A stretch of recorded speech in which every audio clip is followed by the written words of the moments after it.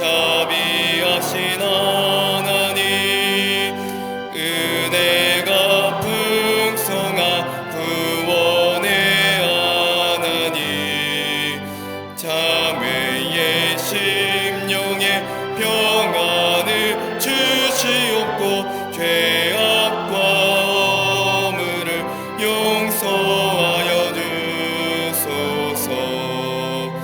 찬송과 영광과 생명, 구원의 하나님, 우리 예배를 받아주시옵소서.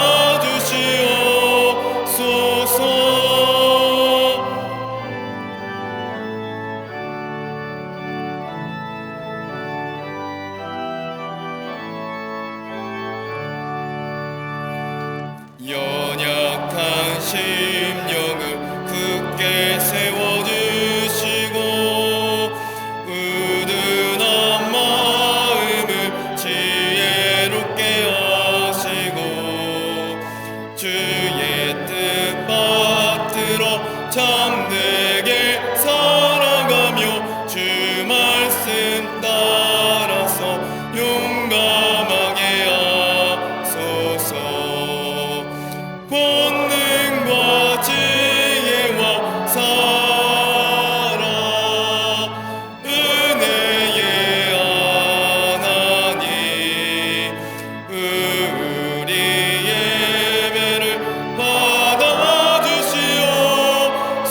받아주시옵소서. 주 앞에 나올 때 우리 마음 기쁘고 그 말씀 힘내어 새 희망이 솟는다. 고난도 슬픔도 이기게 하시옵고 영원에 잇대어 살아가게 하소서. 우리의 자랑과 기쁨, 생명의 하나님, 우리 예배를 받아주시옵소서.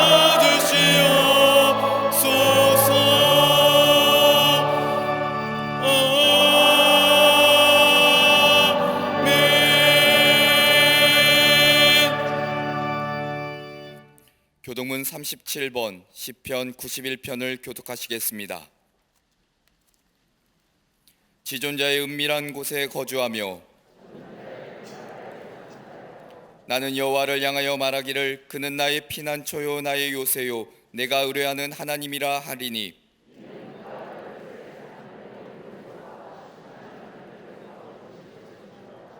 그가 너를 그의 깃으로 덮으시리니 내가 그의 날개 아래에 피하리로다. 천명이 내 왼쪽에서 만명이 내 오른쪽에서 엎드러지나 그가 너를 위하여 그의 천사들을 명령하사 하나님이 이르시되 그가 나를 사랑한즉 내가 그를 건지리라. 그가 내 이름을 안즉 내가 그를 높이리라. 아멘.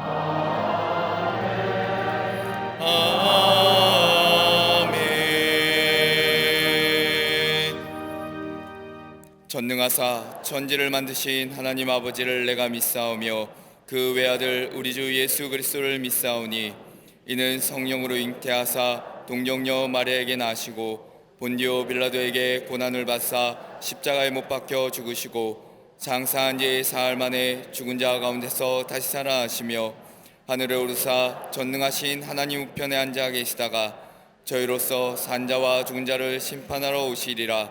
성령을 믿사오며 거룩한 공예와 성도가 서로 교통하는 것과 죄를 사하여 주시는 것과 몸이 다시 사는 것과 영원히 사는 것을 믿사옵나이다. 아멘.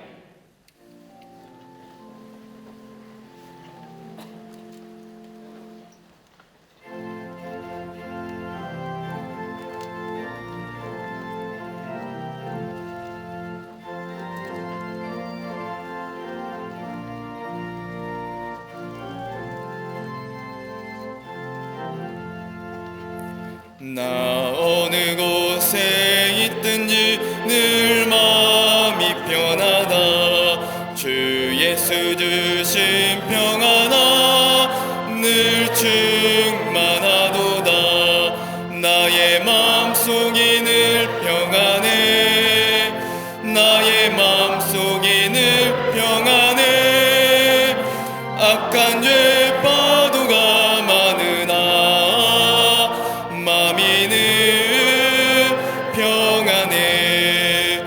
내 맘에 솟는 영생수 한없이 흐르니 목마름 다시 없으며 늘 평안하도다. 나의 마음속이 늘 평안해. 나의 마음속이 늘 평안해. 악한 죄 파도가 많으나 마음이 늘 평안해.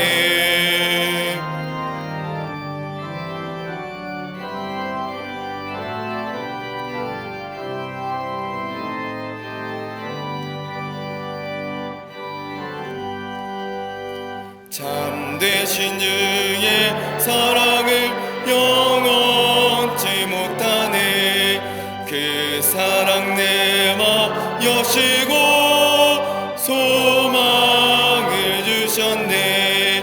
나의 마음속이 늘 평안해. 나의 마음속이 늘 평안해. 악한 죄 파도가 많으나 마음이 늘 평안해. 주 예수 온갖 고난을 왜 몸소당했나. 주 함께 고난 받으며 멸류관 없겠네. 나의 마음속이 늘 평안해. 나의 마음속이 늘 평안해.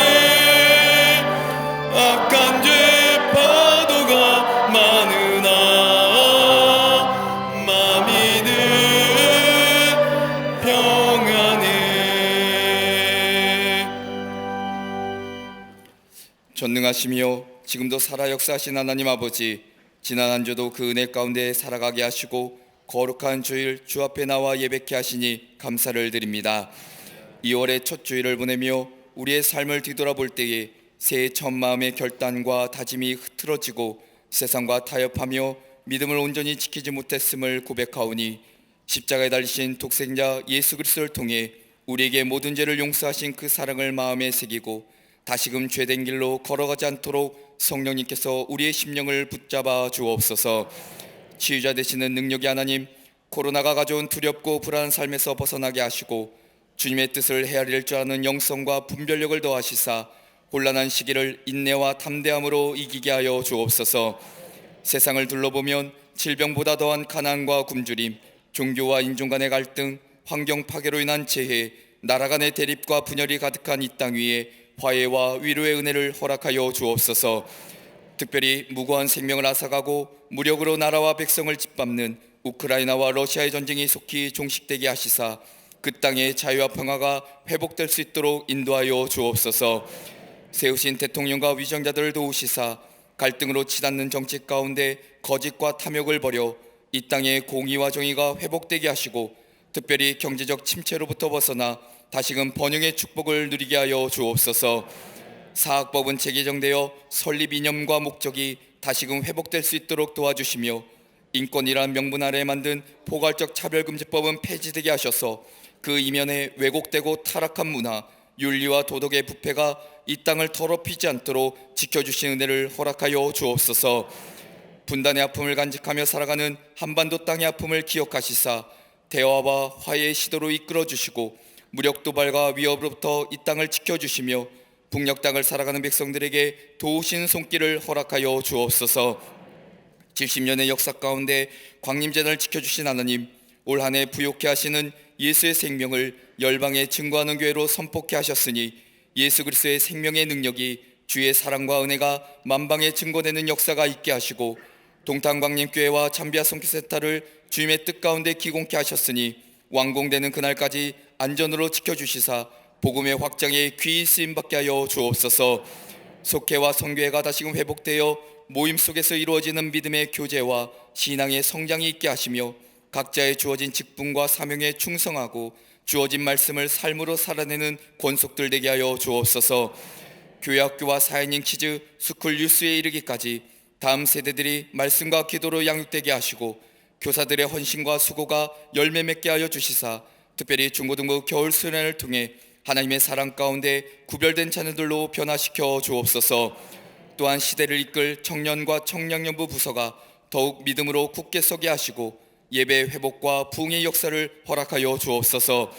재단을 이끌어 가신 담임 목사님에게 나라와 세계를 위해 맡겨주신 시대적 사명을 이루어갈 수 있도록 능력과 은혜를 더하여 주시고 오늘 말씀을 선포하실 때 성령의 은혜를 부어주셔서 듣는 자마다 하나님의 위로를 경험케 하시고 깨닫는 역사가 있게 하시며 말씀에 순종하며 결단하는 시간 되게 하여 주옵소서.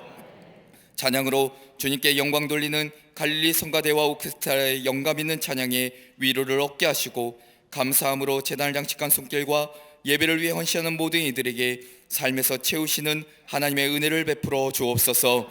본당을 비롯한 지교회와 국내의 많은 선교지를 주님의 손으로 돌보시사 코로나를 비롯한 수많은 어려움으로부터 보호하여 주시며 오늘도 기저질환이나 병상에서 예배하는 자들의 마음도 위로하여 주시사 이곳과 동일한 하나님의 은혜를 허락하여 주옵소서.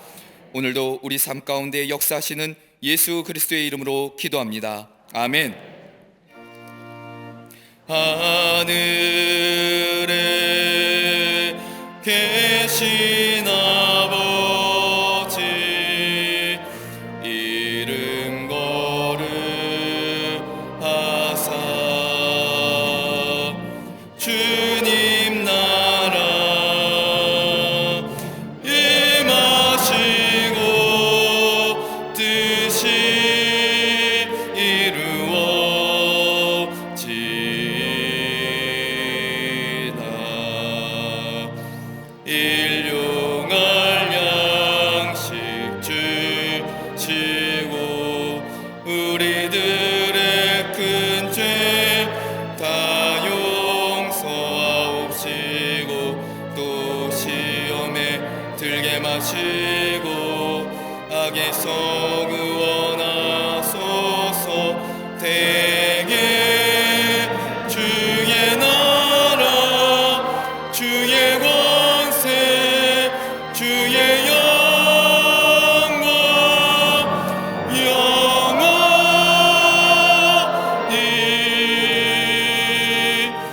아멘.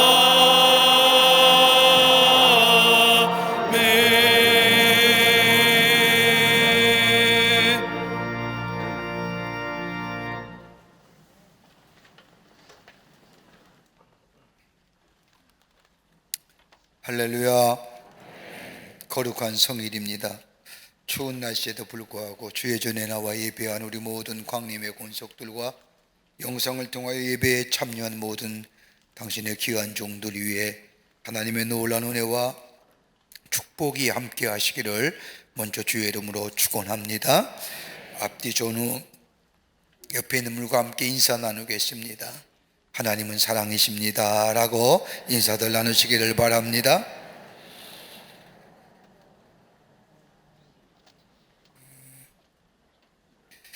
교회학교 및 청년부 겨울 캠프가 오늘 2월 26일서부터 부서별로 진행이 됩니다. 우리 교회의 귀한 교회학교와 청년들, 중고등부들이 겨울 수련회를 가는 겁니다. 지난 코로나 때문에 3년 동안 우리 함께 모여서 우리 자녀들이 말씀을 배우고 또 교제하며 또 공동체 생활을 읽으며 또 신앙으로 새롭게 거듭날 수 있는 기회가 없었는데, 이번에 우리가 점점점 코로나가 점점 서서히 가라앉고 우리 청년들 중고등부 교회학교에서 여름 캠프 갑니다. 여러분의 자녀들 많이들 보내주시기를 바랍니다. 종교심리학자들에 의하면요, 청소년기에 예수 알면 평생 예수 떠나지 않는답니다. 왜 이걸 놓치시려고 그래요? 여러분의 자녀가 일평생 주님과 함께 걸어갈 수 있는 인생 된다고 하면 이거보다 귀한 것이 어떠실까요? 이런 기회 놓치지 마십시오. 자주 오는 거 아닙니다. 여러분의 자녀들 보내주셔서 말씀을 배우고 기도하며 또 친구들과 사귀느며 공동체 생활을 일으키며 삶에 유익한 시간 될 수 있도록 여러분의 자녀들 보내주시길 바랍니다. 이럴 때는요, 등 떠밀어서 보내야 됩니다. 그래서 신앙의 교육에 또 예수 만남의 귀한 장 배워줄 수 있도록 보내주시고 기도해 주시기를 바랍니다. 오늘 강단면은 17교구의 백혜숙 권사님 가정에서 자녀들과 함께 박두표 권사님을 추모하며 장식해 주셨습니다. 선교구와 교구 소식 선교의 모임들 보시고 다 참여해 주시기를 바랍니다. 결혼하실 가정이 있습니다. 축하해 주시고요. 또 지난 한 주간에 어렵고 힘든 가정이 있었습니다. 예수 그리스도의 사랑으로 하늘나라의 소망으로 위로하여 주시기를 바랍니다. 그 밖에 박스 광론에 많은 광고들 나와 있습니다. 여러분 보시고 기도해 주시고 또 참여해 주시기를 바랍니다. 몇 가지만 좀 말씀드린다면, 루체폴의 카페 이제 열려고 합니다. 그 루체폴에는 봉사자들에서만 이어지는 우리 교회의 사귐에 고유한 장소입니다. 봉사자들 구함합니다. 함께 봉사하며 또 그리스도의 사랑과 교제를 나누길 원하시는 분들 신청하여 주시길 바랍니다. 또 광림 샤이닝 키즈 원화 모집합니다. 또 광림의 어린이집 보육교사 및 조리사 모집합니다. 여러분 자격증 있는 분들 신청하세요. 교회 안에서 신앙을 가지고 함께 섬기며 돌보는 거 참 귀하고 유익한 일들입니다. 많이들 참여해 주시기를 바랍니다. 그 밖에 박스 광고 보시고 기도와 참여를 부탁드립니다. 이제 성경 목록 읽겠습니다.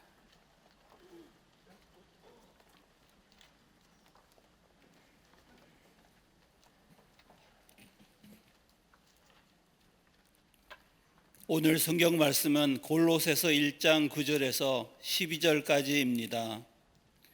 이로써 우리도 듣던 날부터 너희를 위하여 기도하기를 그치지 아니하고 구하노니 너희로 하여금 모든 신령한 지혜와 총명에 하나님의 뜻을 아는 것으로 채우게 하시고 주께 합당하게 행하여 범사에 기쁘시게 하고 모든 선한 일에 열매를 맺게 하시며 하나님을 아는 것에 자라게 하시고 그의 영광의 힘을 따라 모든 능력으로 능하게 하시며 기쁨으로 모든 견딘과 오래 참음에 이르게 하시고 우리로 하여금 빛 가운데서 성도의 기업의 부분을 얻기에 합당하게 하신 아버지께 감사하게 하시기를 원하노라. 아멘.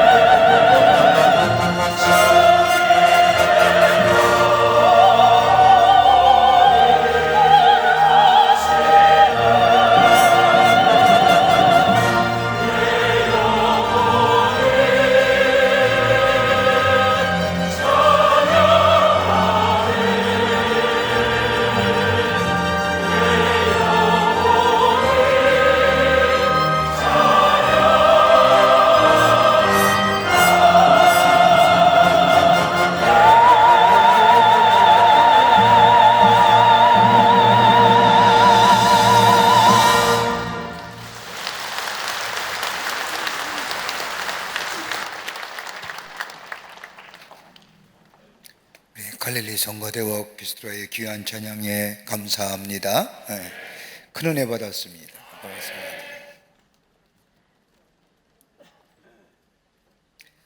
우리가 사는 지금의 세대를 가리켜서 정보의 시대, 또 정보 홍수의 시대라고 말합니다. 어떤 사람은 정보가 너무 많아 혼란한 지식이 우리로 하여금 감옥을 맞는다고 해서 감옥의 시대라고 혹평하는 사람도 있습니다. 근데 우리가 들리는 많은 정보들, 많은 지식들, 정말로 이것이 진정 옳은 것인가, 그런 것인가에 대한 분별에 대한 참으로 어려움이 우리 가운데 있음을 보게 됩니다. 그런데 우리가 정보와 지식을 소유하기 위해서, 또 그 정보와 지식을 갖기 위해서는 몇 가지의 선제적인 조건이 필요합니다. 그 하나가 지식에 대한 열망이 있어야 됩니다. 새로운 지식에 대한 열망이 없으면 그 정보와 지식이 우리에게는 아무런 의미가 없습니다. 새로운 지식에 대한 뜨거운 열망, 그 열망을 소유한 사람이 새로운 지식사회와 정보사회 속에서 살 수가 있습니다. 두 번째 있다고 한다면 수용 능력입니다. 수용성입니다. 아무리 새로운 지식이 있다 할지라도 그것을 받아들일 수 있는 마음, 그 마음이 있어야만이 정보와 지식을 받아들일 수 있습니다. 자기의 생각만 옳다고 하는 사람에게는 아무런 의미가 없습니다. 그러기에 수용성의 능력이 있을 때에 그 새로운 정보와 지식이 내 삶을 윤택하게 하고 내 미래를 열어갑니다. 세 번째가 있다고 한다면 알고 있는 지식에 대한 실천입니다. 새로운 지식에 대한 모험이라 말할 수 있을 겁니다. 내가 생각하고 내가 가진 지식을 내 삶 속에 실천하지 않는다면 그 지식은 아무런 의미가 없습니다. 새로운 지식을 가졌다 하면 그것을 실천할 수 있는 자세, 검증되어야 그 지식이 살아있는 지식이고 내 삶을 새로운 미래로 열어갈 수 있는데, 그 삶을 실천할 수 있는 새로운 지식에 대한 모험이 있어야 합니다. 네 번째 있다고 한다면 전환의 속도가 빨라야 합니다. 지식을 향한 생각의 전환이 빨라야 합니다. 빨리 바꿔야 합니다. 며칠만 늦어도 낡은 정보입니다. 자존심을 버리고 내 안에 있는 것들을 버리고 빨리 그 시점으로 전환해야만이 그 지식이 내게 유익함과 윤택함을 가져다 줍니다. 성경에도 그 예를 들 수가 있습니다. 마가복음 1장의 말씀을 보면 예수님께서 제자들을 부르십니다. 그리고 1장 17절의 말씀을 보면 나를 따라오너라 내가 너희를 사람 낚는 어부가 되게 하리라 말씀하십니다. 이 말을 들은 시몬과 안드레가 성경 말씀을 보면 그물을 두고 그 즉시 쫓으니라. 전환이 모두가 빨랐다는 겁니다. 한 번도 들어보지 못한 사람 낚는 어부가 되겠다고 하는 그 새로운 정보, 새로운 지식, 새로운 말씀에 이 제자들이 빨리 전환하게 될 때에 그는 저들은 한 번도 경험하지 못한 사람 낚는 어부의 삶을 살아갔던 것을 보게 됩니다. 오늘 본문의 말씀은 주 60년 사도 바울이 한 번도 보지도 못한 저 골로새 교회 성도들에게 로마의 차디찬 감옥에서 쓴 편지입니다. 한 번도 만난 적이 없는 저 골로새 교회 성도들, 에바브로가 전한 예수 그리스도의 생명의 복음을 듣고 저들이 예수 믿어 구원받은, 마치 진리의 복음을 듣고 돌 같은 죄의 토양을 헤치고 복음의 뿌리를 내릴 뿐만 아니라 생명처럼 역동적 힘을 가지고 살아가는 저 골로새 교회 성도들에게 칭찬과 더불어 너희 안에 이런 것들은 좀 피했으면 좋겠다라고 권면의 말씀이 적혀져 있음을 보게 됩니다. 당시에 이 골로새 교회 성도들은 여러 가지 시험과 환난 가운데 있었던 하나님의 백성들입니다. 구체적으로 골로새의 말씀을 읽어보면 어떤 경고, 어떤 말씀이 정말 어떤 잘못된 것들이 이 골로새 교회 성도들을 힘들게 했는지 구체적으로 나와 있지 않지만 1장 6절의 말씀을 보면 우리는 그 행간을 통해서 알 수가 있습니다. 너희가 듣고 참으로 하나님의 은혜를 깨달은 날부터라고 하는 말씀을 가만히 보면 당시의 거짓 교사들과 이단 사람들의 가르침이 성행했던 곳에 복음의 뿌리를 내리고 죄의 퇴양을 이기고 생명의 역사, 푸름의 역사를 이루어가는 저 골로새 교회 성도들을 칭찬하면서 하나님의 나라의 기업을 잇는 하나님의 백성 되기를 간절한 마음으로 쓰여진 말씀이 오늘 골로새 말씀입니다. 여러분, 복음의 능력을 소유한 사람은 어떤 시험이라도 능히 감당해 갑니다. 복음의 능력을 경험하지 못한 사람이 시험 들고 넘어집니다. 여러분, 성경의 말씀을 가만히 읽다 보면 그리스도인이라는 단어는 3번밖에 나오지 않습니다. 3번밖에요. 크리스천, 예수께 속한 사람 3번만 나오지만 제자란 말은 무려 300번 가까이. 우린 그리스도인이라고 얘기하지만 엄밀한 의미에서는 그리스도인이기 전에 예수 그리스도의 제자입니다. 예수의 말씀에 귀 기울이며 예수님의 말씀 따라 살아가는 것, 제자가 스승의 말을 듣고 스승에 따라가는 것처럼 우리의 영원한 진리와 생명 되시고 길이 되신 예수 그리스도의 말씀에 우리의 삶이 귀 기울이며 그 예수님을 따라가는 우리의 삶, 우리가 예수 그리스도의 제자인데, 우리가 예수 그리스도의 제자로서 성도의 기업을 누리며 하나님의 놀라운 축복을 누리며 사는 하나님의 백성의 삶, 어떻게 살아갈 수 있을까요? 성품화된 신앙의 모습 속에 부욕케 하시는 예수 그리스도의 축복이 임하게 되는데, 어떤 성품화된 신앙의 모습을 가져야 성도의 기업을 누리며 하늘의 축복을 누리며 살아갈 수 있는 복된 백성 될 수 있을까요? 오늘 본문의 말씀을 통해서 함께 말씀을 나누며 은혜 받기를 원합니다.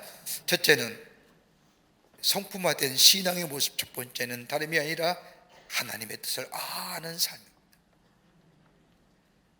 하나님의 뜻을 알고자 하는 겁니다.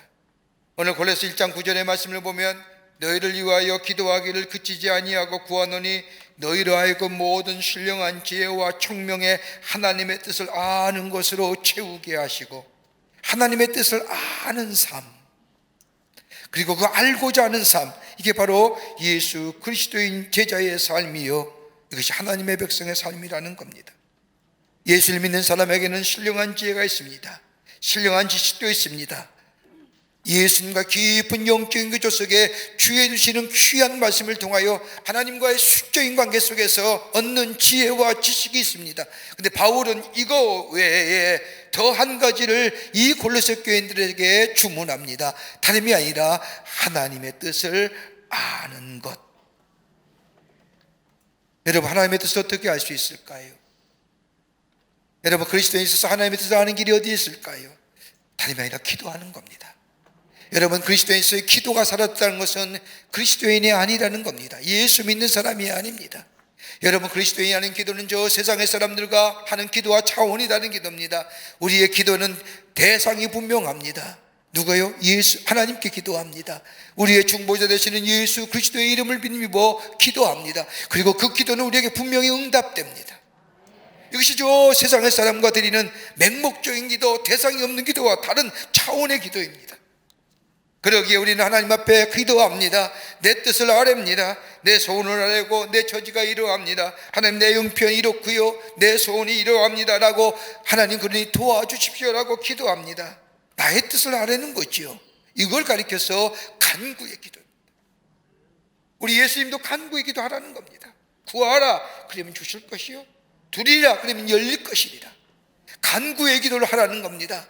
하셔야 됩니다. 근데 그보다 더 한 차원 높은 성숙한 기도가 있다고 한다면 다름이 아니라 하나님의 뜻이 어디에 있는지, 나의 삶의 여정 가운데, 우리의 삶의 여정이 그렇게 쉽지 않고 녹록지 않은 삶의 여정, 늘 기쁘고 감사한 일만 있는 것이 아니라 더 힘들고 어려운 삶의 역경 속에서 문제가 있고 환난이 있고 시험이 당하고 고통을 당하고 참으로 관계 속에서 힘든 우리의 삶의 여정 가운데 도대체 하나님의 뜻이 어디에 있는가? 하나님의 뜻을 구하는 점, 하나님 알기를 원합니다. 내 뜻이 아니라 하나님의 뜻을 알고자 원하는 마음, 여러분, 이것이 우리의 삶 속에 성품화된 신앙으로 자리 잡게 될 때에 그의 걸음이, 그의 삶이 하나님의 축복을 받는 부욕게 되는 영원한 삶, 생명의 삶을 살아가는 귀한 역사가 있게 됩니다. 여러분, 하나님의 뜻을 알려면 어떻게 해야 됩니까? 저도 몇 가지가 있어야 됩니다. 하나는 뭐예요? 주의 뜻을 알고자 한다면 내가 겸손해야 됩니다. 하나님 앞에 겸손한 자리에 나아가야 됩니다. 하나님은 알고 계시다는 고백이 우리 가운데 겸손함으로 있어줘야 됩니다. 나의 형편과 나의 처지를 알고 계신다고 하는 믿음의 고백이, 겸손의 신앙의 고백이 우리 가운데 있게 될 때에 하나님의 뜻을 알게 됩니다. 또 하나 있다고 한다면 나의 뜻과 나의 주장을 포기하고 하나님의 뜻을 물어야 됩니다. 여러분, 가만 보십시오. 우리 안에 무엇으로 내 마음속에 가득 차 있다고 한다면 그것이 우리를 다스립니다. 우리 마음에 분노가 가득 차 있다고 한다면 그 분노가 우리의 삶을 지배합니다. 우리의 마음 속에 정욕적 욕망이 가득 차 있다고 한다면 그 정욕과 욕망이 우리의 삶을 지배합니다. 생각하는 구조나 행동하는 모든 것이요, 내 안에 성공으로 열망으로 가득 차 있다고 한다면 그 성공과 열망을 위하여 내 마음이, 내 삶이, 내 행동이, 내 태도가 나타납니다. 그러기에 수단과 방법을 가리지 않고 수단과 방법이 목적을 정당화시켜 버립니다.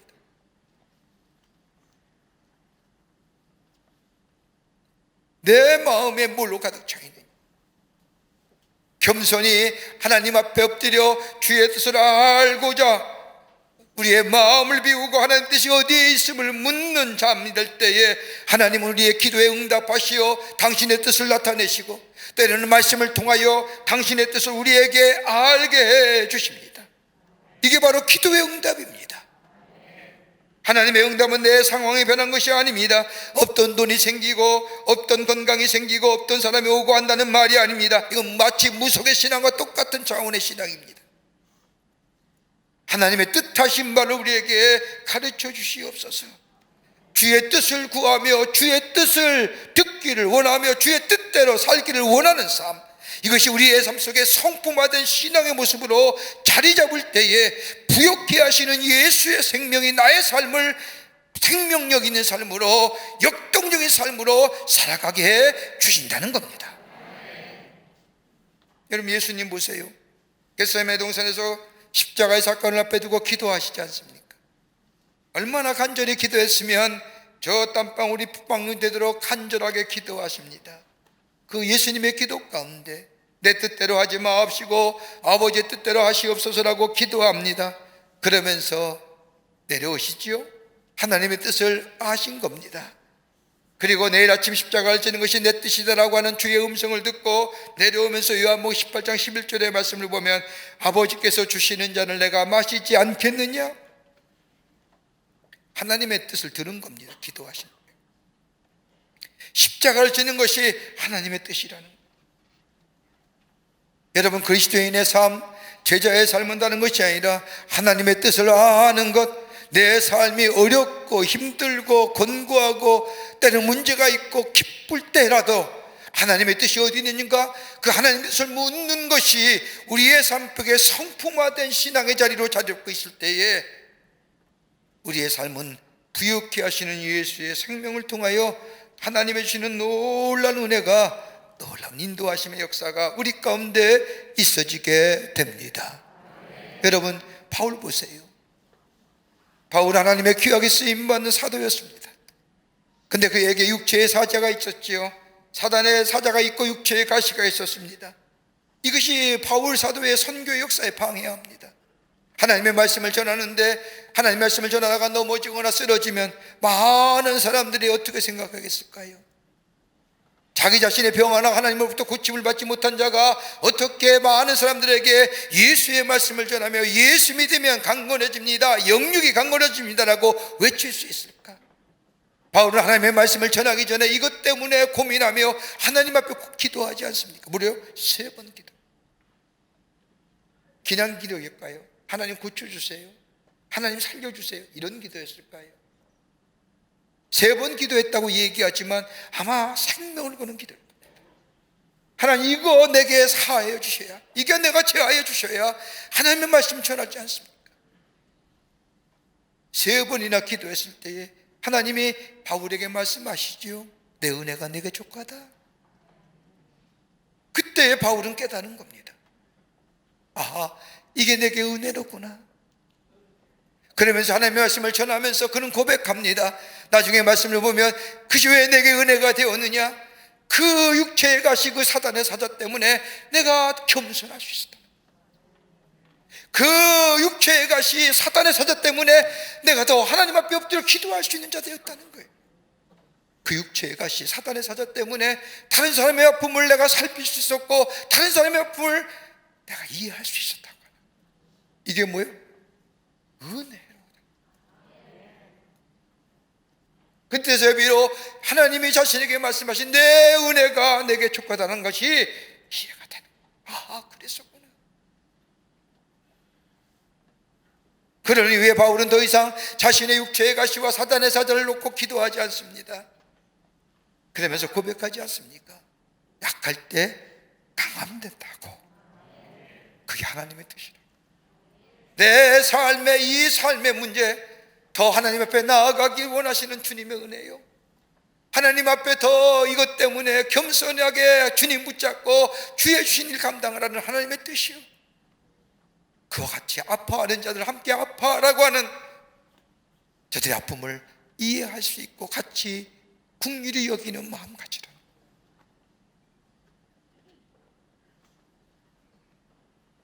우리의 삶 속에 어려움이 있습니까? 말 못한 시련이 어려움과 환난이 닥칩니까? 아마도 내가 가지고 있는 문제가 세상에서 가장 어려운 문제 아닙니까? 이것 가지고 하나님 앞에 왜 내게 이런 문제가 있습니까? 라고 이야기하기보다는, 그것도 간구할 기도의 제목이지만 하나님의 뜻이 어디 있습니까? 하나님의 뜻이 어디에 있습니까? 그 뜻이 내 안에 채워지기를 원합니다. 그 채워지는 은혜가 내 속에 넘쳐나 내 삶 속에 비록 내 삶의 여건과 환경은 녹록지 않다 할지라도 주의 주시는 놀라운 은혜를 통하여 내 삶의 풍요로움의 삶의 삶, 부욕케 하시는 예수 그리스도의 생명을 누리며 사는 삶 되기를 원합니다라고 하는 좀 더 성숙한 차원의 기도가 우리 가운데 있고, 이 하나님의 뜻을 알고자 하는 것이 내 삶 속에 성품화된 믿음의 자리로 자리 잡게 될 때, 그 삶은 주의 주시는 부욕케 하시는 역사의 생명의 역사를 경험하는, 그리고 그 환난과 그 시험을 넉넉히 이겨 승리하며 주의 주시는 귀한 영광의 삶으로 나아가는 복된 존재가 될 줄 믿습니다. 아멘. 하나님의 뜻을 아는 것, 이게 내가 신앙의 성품화되어야 됩니다. 두 번째는 범사에 기쁘게 사는 삶입니다.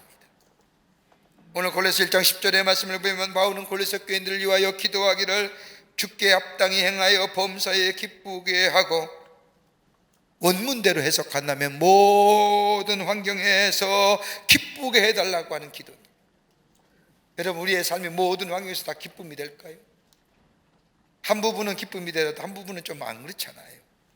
모든 것이 다 기쁨이 된다는 것. 가난하거나 부하거나 병들거나 건강하거나 잘되었거나 잘못되었거나 모든 경우에서 우리의 삶에 기쁘게 해달라는 기도입니다. 범사의 기쁜 삶. 여러분, 그리스도의 참된 삶의 목표가 어느 걸까요? 여러분, 예수 왜 믿습니까? 하나님 왜 우리를 구원하셔서 하나님의 자녀가 되게 하셨을까요? 이유는 딱 하나입니다. 우리의 삶을 통하여 하나님 앞에 영광을 돌리는 삶 되기 위해서. 그러기 위해서는 뭐예요? 우리 안에 기쁨이 있어야 된다는 겁니다. 우리 안에 기쁨이 있어야만이 하나님 앞에 영광이 되지 않습니까? 예수 믿는다고 하면서도 매일매일 우리의 삶 속에 슬픔과 애절함과 애통함과 힘듦과 고통과 괴로움만 삶이 있다고 한다면, 많은 사람들이 우리를 향하여 예수 믿는 사람이 왜 그렇대?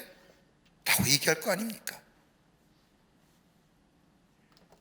바울은 그러기에 모든 삶에 있어서 기쁨이 충만하기를 원하노라. 여러분, 우리의 삶 속에 가장 큰 기쁨이 어떤 기쁨일까요? 원초적 기쁨이 어떤 걸까요? 내가 예수 믿어 구원받아 하나님의 자녀가 되었다는 것, 그로 인하여 내 실존과 내 삶의 내 존재의 양태가 새로워졌다는 것, 그러게 나의 삶은 저 세상의 것이 아니라 저 하나님의 나라의 영원성을 향하여 나아가는 삶이라고 하는 것, 내가 하나님의 자녀 되었다고 하는 사실, 내가 구원받았다는 사실, 여러분, 이것만큼 우리 안에 생명이 넘치는 기쁨이 어디 있을까요? 믿으십니까? 이게 고백되어져야 됩니다. 이 믿음의 고백을 통해 내 안에 기쁨이 충만한 이 원초적 기쁨이 있으면 여러분 우리의 삶 속에 범사에 기뻐하는 역사가 있게 됩니다. 그런데 이 기쁨은 다른 게 아닙니다. 고린도서 1장 9절 후반부의 말씀과 연관되어 있습니다. 하나님의 뜻을 아는 것, 하나님의 뜻을 알게 될 때에 주께 합당하게 행한 일을 할 뿐만 아니라 모든 것이 다 기쁨으로 받아들일 수 있는 역사가 우리 가운데 있어지게 된다는 겁니다. 좀 쉽게 생각할까요? 하나님의 뜻을 알았습니다. 주의 뜻을 알았어요. 기도하면서 말씀으로 깨달았습니다. 그렇다고 한다면 내 삶에 일어난 일이 조금 힘들고 어렵다 할지라도 그 일조차 하나님이 나를 통하여 하시고자 하는 일들이 있음을, 하나님의 뜻이 있음을 깨닫게 될 때에 그 일을 뭐예요? 주의 뜻이기 때문에 기쁘게 받아들일 수 있는 겁니다. 그러지 마세요, 그러지 마세요, 이렇게 얘기하는 게 아닙니다. 우리 하나님은 좋으신 하나님이요, 우리 안에는 합력하여 이루시는 하나님이시기 때문에 내가 지금 이 일이 힘들고 어렵다 할지라도 우리 하나님 분명히 이 일에 뜻이 계셔, 하고자 하는 일들이 계셔, 이 일을 통하여 분명히 선을 이루실 거야, 합력하여 좋은 열매로 내게 맺게 하실 것이라고 하는 그 하나님의 뜻을 알게 된다고 한다면 지금의 삶에 얼마든지 우리가 뭐요? 받아들이시잖아요. 내 마음에 범사에 기뻐할 수 있는 거 있잖아요.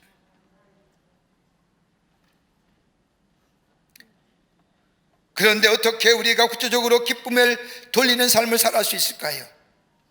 바울은 구체적으로 툴스를 얘기하는 거예요. 뭐가 있어야 되느냐? 그리스도의 삶 속에 세 가지 것이 있어야 된다고 얘기합니다. 오늘 여기 본문의 말씀에 모든 능력으로 능하게 하시고, 능력을 얘기하는데 어떤 능력일까요? 다름 아니라 하나는 복음의 능력입니다. 예수 그리스도의 놀라운 십자가의 복음 안에 사는 자는 능력이 있습니다. 용서할 수 있는 능력이 생기며, 분노를 다스릴 수 있는 능력이 생기며, 다른 사람을 긍휼히 여길 수 있는 능력이 생기며, 다른 사람과 함께 아파할 수 있는 능력이 있어지게 됩니다. 뭐예요? 복음의 능력입니다. 또 하나 있습니다. 은혜의 능력입니다.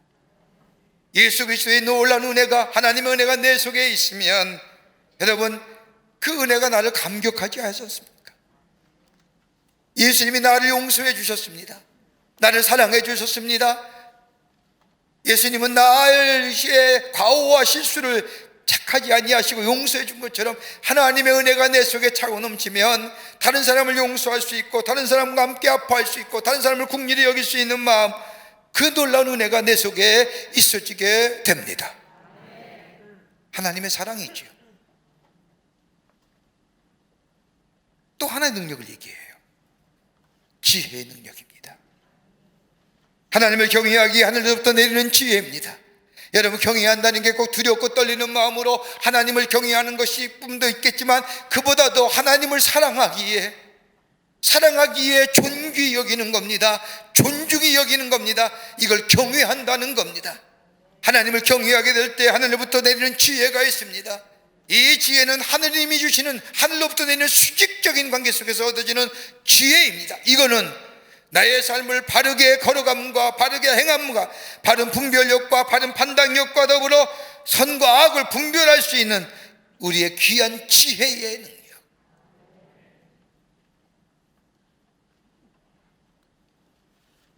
그러기에 우리를 복음의 능력과 은혜의 능력과 지혜의 능력이 있게 될 때에 우리는 뭐요?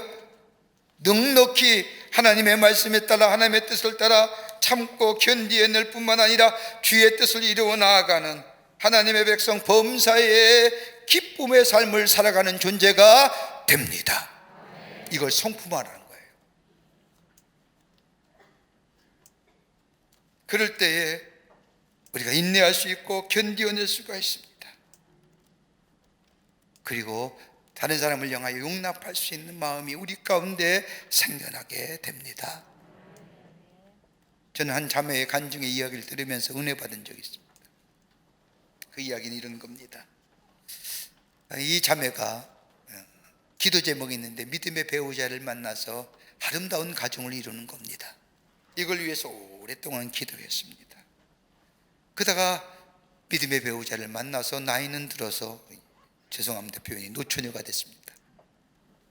청년부에서 일하는데 어느 날 이쁜 자매 하나가 청년부에 들어온 겁니다. 대학을 마치고 직장에 취직하여 막 사회 새내기로서 청년부에 들어와서 함께 신앙생활을 하는데, 그래서 이 나이 든 이 자매가 이 이쁜 자매를 사랑합니다. 여러 가지로 도와줬죠. 근데 1년이 지난 후에 이 자매가 남자 청년을 하나 데려와서 자기에게 소개시키는 겁니다. 언니, 저 약혼해요. 이 사람과 결혼할 거예요 라고 말하는 겁니다. 언니 뻘 되는 이 사람 기가 막힌 겁니다. 난 아직도 구하지도 못했는데, 교회도 온 지 얼마 안 돼서 웬 청년을 데려와 약혼하고 결혼한다고 이야기 들으니 도무지 마음속에 분노, 시기, 질투가 나오는데 견딜 수가 없다는 겁니다. 큰 시험에 빠지겠다 싶어 신앙이 있는 자매기에 하나님 앞에 간절히 기도했습니다. 하나님, 저 자매 미워하지 않게 해주세요. 아무리 기도해도 그녀의 마음속에 분노가 사라지지 않는 겁니다. 심지어 마지막에 마음을 바뀌어 하나님, 저 자매에게 복 주세요. 저 동생 같은 자매에게 복을 내려주세요 라고 기도해도 여전히 응답이 없더라는 겁니다. 뭐요? 자신의 마음속에 기쁨이 없는 거지요. 며칠을 정말 하나님 앞에 무릎 꿇고 기도하는데 갑자기 통회에 참회의 기도가 터져 나오라는 겁니다. 그리고 하나님 앞에, 하나님, 내가 잘못했습니다. 그러는 가운데 그녀의 마음속에, 그 회개할 기도하게 된 동기는 그녀의 마음속에 갑자기 자신의 마음을 볼 수 있는 생각이, 자신의 마음을 볼 수 있었다. 가만히 자신의 마음을 짚어보니 저 약혼이 파혼됐으면, 저 결혼이 깨어졌으면 하는 마음이 있었다는 겁니다. 뿐만 아니라 저 자매가 결혼하지 못하면 좋겠다, 이런 마음을 끄집어낸 이 자매는 하나님 앞에, 내가 이런 사람입니다. 내가 이런 나쁜 마음을 가진 사람입니다. 겉으로는 예수 믿는다고 하면서, 기도한다고 하면서 내 속마음은 다른 사람이 기뻐하고 잘 되는 것 함께 기뻐하지 못하고 함께 좋아하지 못하는 악한 마음입니다. 하나님, 용서해 주세요. 자신의 시기와 질투를 하나님 앞에 회개합니다. 그리고 고백하기를, 저는 말로만 저 자매 잘 되게 해달라고 기도하지만 속으로는 망하게 해달라고 기도했습니다. 하나님, 용서해 주세요. 회개하고 마음이 평안해지더라는 겁니다. 그런 다음에 만나니 이전보다 그 나이 어린 자매가 더 이쁘게 보이더라는 겁니다. 어디서 그것이 가능했을까요? 복음의 능력, 하나님의 은혜, 하나님 주시는 지혜의 능력이 하나님과의 깊은 교제 속에 있어지게 될 때, 그것이 뭐예요? 그의 마음속에 있게 될 때에 그녀는 하나님 앞에 더욱더 가까이 가는 기회가 되었을 뿐만 아니라 오늘 성경의 말씀에 범사에 기뻐하는 삶으로 그의 삶이 새롭게 변화되는 예수의 생명의 역사를 누리는 복된 심령이 된 것을 보게 됩니다. 범사에 기쁘게 사는 것, 우리의 마음속에 성품화된 신앙이 되어야 돼요.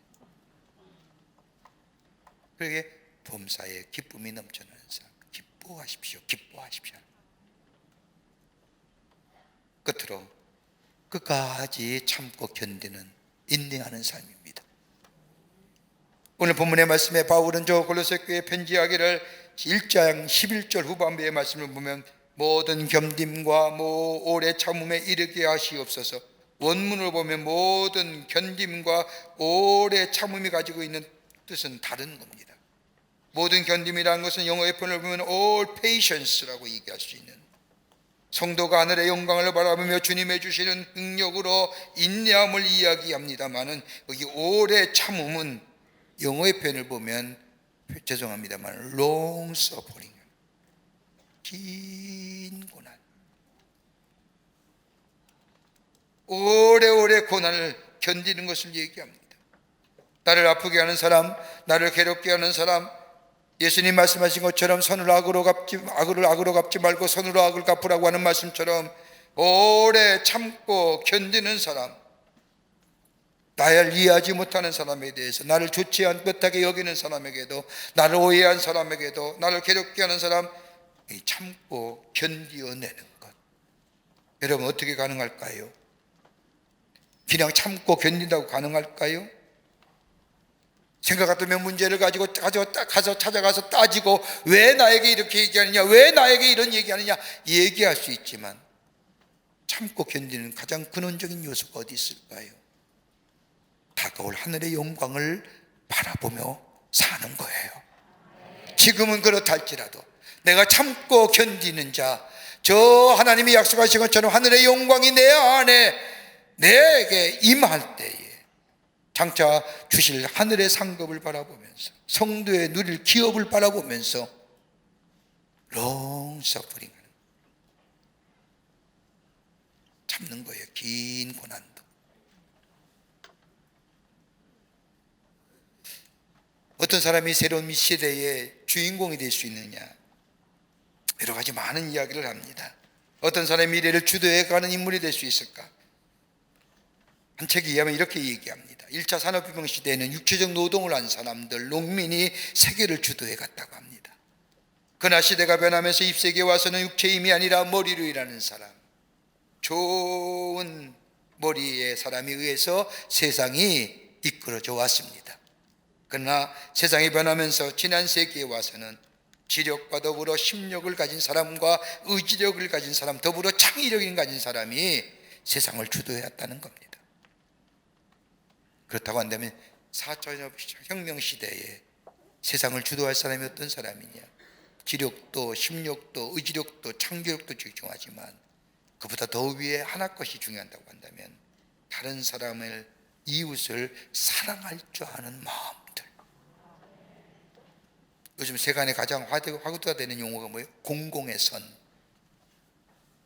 아파할 사람을 같이 아파하며, 슬퍼하는 사람을 같이 슬퍼하며, 이웃을 사랑하는 마음, 헌신된 마음의 사람, 이기적인 사람이 아니라 다른 사람을 위하여 봉사할 줄 아는 사람. 여러분, 높은 차원의 신앙이 성품화된 사람들. 그렇다고 한다면 다가올 미래 세대의 가장 주도적인 인물이 어떤 인물이? 그리스도인들이에요. 믿습니까? 믿어야 돼요. 왜요? 우리가 높은 차원의 성품화된 이웃의 사랑, 이웃의 아픔을 함께 아파하며 이웃의 기쁨을 함께 기뻐할 수 있는 그 신앙이, 그 귀한 신앙이, 높은 차원의 신앙이 성품화된 사람들이 될 때 우리는 참을 수 있고 견딜 수 있고, 그뿐 아니라 주의 뜻을 알아 행하면서 뿐 아니라 항상 기뻐하는 인생으로 살아가는 존재가 될 때에 예수의 생명이 우리 가운데 임할 뿐만 아니라 그로 인해서 세상을 주도하는 하나님의 선한 영향을 이 땅에 선포하며 사는 복된 인생으로 살아가게 될 줄 믿습니다. 우리가 그런 삶, 이것이 우리 안에 성품화된 신앙으로 자리 잡을 때예요. 하나님 뜻을 아는 것, 어떤 일이든 주의 뜻을 구하는 거예요. 그리고 범사에 기뻐하는 거예요. 내 안에 원초적 생명을 주신 하나님 앞에 감사. 그리고 장차 다가올 영광의 놀라운 풍성한 은혜를 바라보며 참고 견디는 거예요. 이게 성품화된 신앙이 될 때에 부욕케 하시는 예수의 생명이 우리 하여금 더 큰 부요의 삶으로 살아가게 하는 은혜가 있게 될 줄 믿습니다. 이런 귀한 놀라운 은혜가 여러분과 저 가운데 있어지기를 주의 이름으로 축원합니다. 하나님 감사합니다. 저희들 사랑해 주시고 하나님의 자녀 삼으심에 감사합니다. 놀라운 은혜가 우리 가운데 임하게 하셔서 그 은혜 안에서 우리가 새로운 존재로 살아갈 뿐만 아니라 주 예수 그리스도의 관계 속에서 맺히는 귀한 믿음이 우리 안에 성품화대로 자리 잡게 하셔서 하나님의 뜻을 구하고 범사에 기뻐하며 참고 견디는 귀한 성품화된 신앙을 통하여 부욕케 하시는 예수의 생명이 우리 안에 늘 넘쳐나 새로운 생명적 창조의 역사가 나타나는 복된 삶으로 주께서 인도하여 주시옵소서. 주님께서 함께해 주실 줄 믿으며 예수님의 이름으로 기도하옵나이다. 아멘.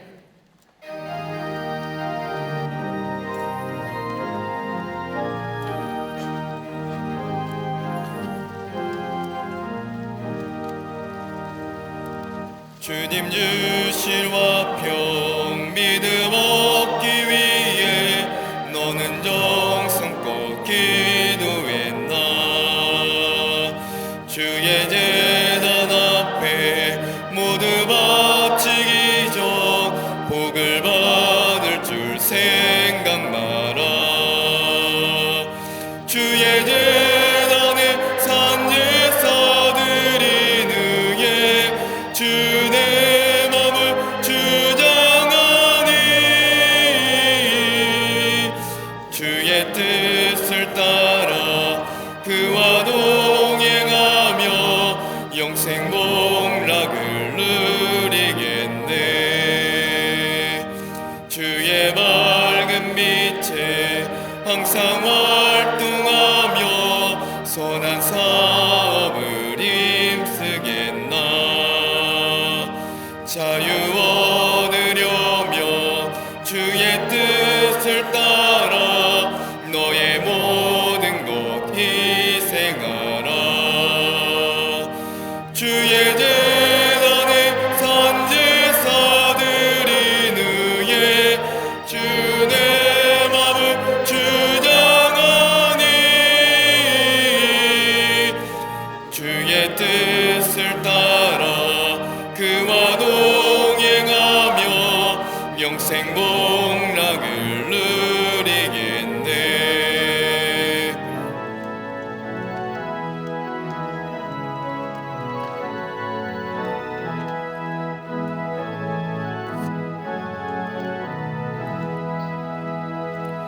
주의 제단 앞에 모두 바친 후에 주와 온전히 사귀겠네. 주님 주신 기쁨 또한 그의 사랑 어찌 말로 다 형용하랴. 주의 제단에 산제사 드리는 예 주내 맘을 주장하니 주의 뜻을 따라 그와 동행하며 영생 복락을 누리겠네.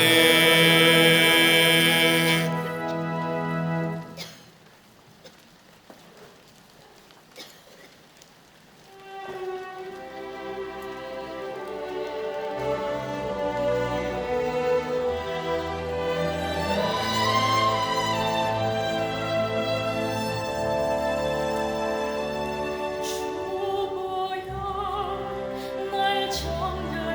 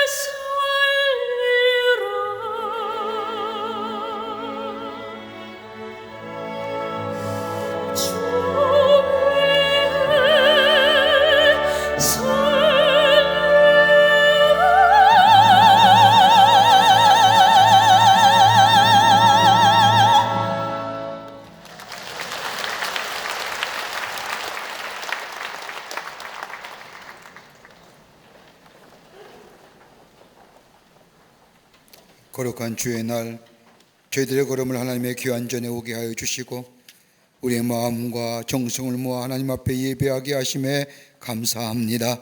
우리 예배를 기쁘게 받으시고 하늘문을 여시사 하늘의 놀라운 은혜와 하늘의 축복이 많은 시간 되게 하여 주시옵소서. 주 앞에 예배하며 귀한 예물 성별하여 주님 앞에 봉헌합니다. 저희들의 믿음과 정성을 주께 드리오니 받아주시고 하나님 나라 귀하게 쓰임받게 하시며 이 예물을 실 때마다 주의 생명의 복음이 널리 증거되어 주께로 돌아온 자가 많아지게 하여 주시옵소서. 드린 손길마다 축복해 주시되 저들의 삶과 기업과 가정 위에 하나님의 은혜와 축복이 넘치게 하여 주시며 하나님의 살아계심이 증거되는 삶으로 주께서 삼아 주시옵소서. 아버지 하나님, 간절히 기도합니다.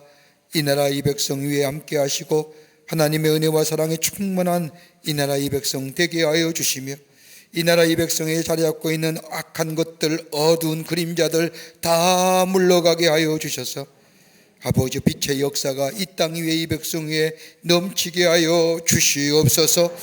아버지 하나님, 간절히 기도합니다. 대립과 반복은 다 물러가게 하시고 하나됨과 상생의 역사가 있게 하여 주시옵소서.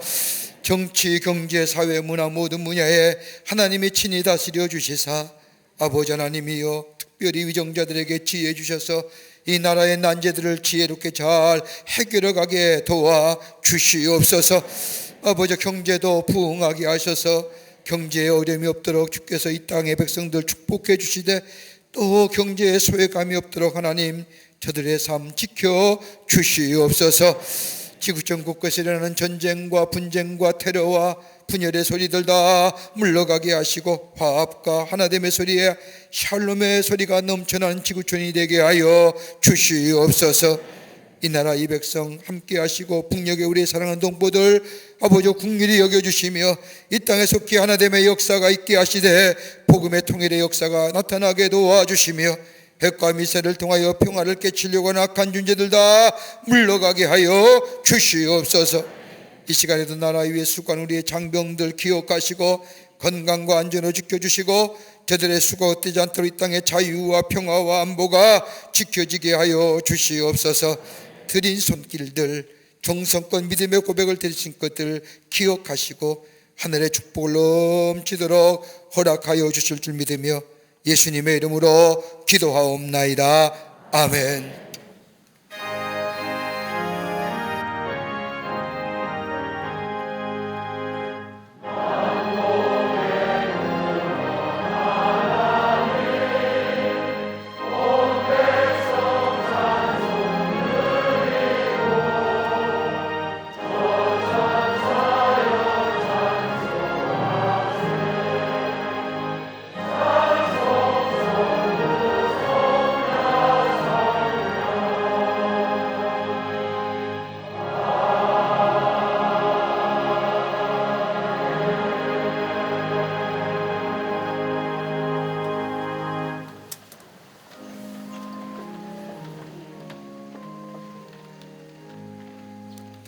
오늘 이 아침 시간에 우리 교회 처음 오신 분 계십니다. 호명할 때 앞으로 나와 주시면 중심으로 환영하겠습니다. 3층에 있으면 3층 앞으로 나와 주시면 환영합니다.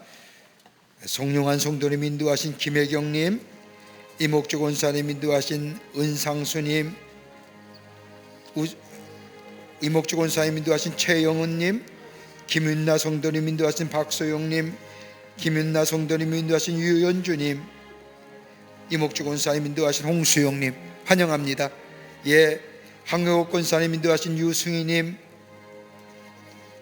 하경옥 권사님 인도하신 조상호님 환영합니다. 앞으로 나와 주십시오. 3층에 있으면 3층 앞으로 오시고요. 예, 환영합니다. 고맙습니다.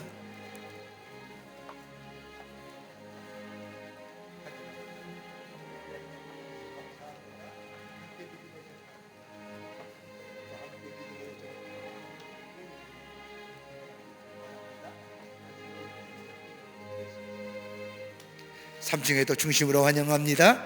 기도하시겠습니다. 하나님, 거룩한 주의 날 당신의 귀한 백성들 주의 전에 오게 하심에 감사합니다. 저들이 어떤 연유로 주의 전을 찾았는지 하나님이 아시는 줄 믿사오니 성령께서 저들의 걸음을 인도하신 줄을 믿습니다. 저들의 이름을 하늘나라에 생명책 기록해 주시고 구원과 영생 가운데 이 땅에 살면서 임마누엘 주님이 늘 동행함으로 주의 주시는 축복을 누리며 그 살아계신 하나님을 증거하는 하나님 나라의 백성의 삶 되게 하여 주시옵소서. 주님이 영원토록 동행하시고 함께하여 주실 줄 믿으며 예수님의 이름으로 기도하옵나이다. 아멘. 우리 뒤돌아서실까요? 교우들 향해 서실까요? 여러분께 박수로 환영하시죠. 예, 감사합니다. 우리 장로님 따라가 주시면 교회 소개하고 안내하도록 하겠습니다. 예, 환영합니다. 고맙습니다. 날씨가 춥지요. 건강에 유의하시고요. 교회도 간혹 가다 보면 우리 성도님들이 많이 모여서 예배 드리니까 열기가 뜨거워요. 그래서 저 3층에 계신 분은 부채질을 연신하신 분 계시는데 그런 일 앞으로 없을 겁니다. 왜냐하면 교회 온도를 확 내렸거든요. 그래서 지금 뭐로 뜨거워져야 되느냐? 성령으로 뜨거워져야 됩니다. 말씀과 기도로. 사실은 교회도 예외가 아니죠. 난방비가 꽤 많이 올랐습니다. 그래도 우리가 뜨거워짐에 뜨거운 열심을 가지고 주 앞에 함께 모이면 큰 은혜가 되고 우리 안에 큰 감동으로 다가올 줄 믿습니다. 늘 강건하시고 이제 전도에 힘쓰시는 우리 모든 교우들이 되시기를 부탁을 드립니다. 다 일어나실까요? 우리 함께 마지막 찬송하시겠습니다.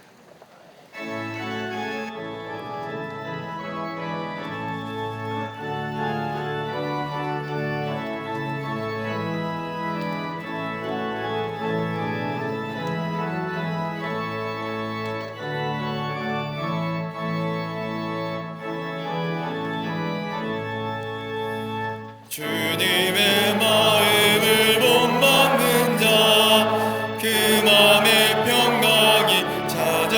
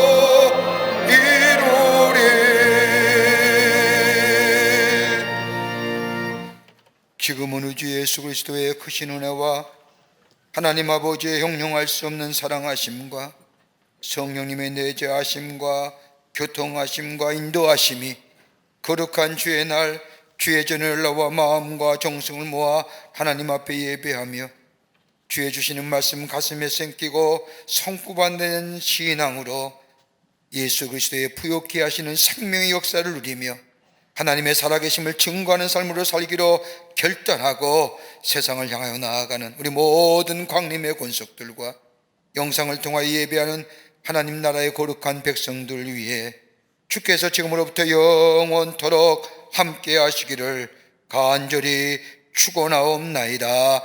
아멘. 조신 하나님, 조신 하나님, 참 좋으신 나의 하나님,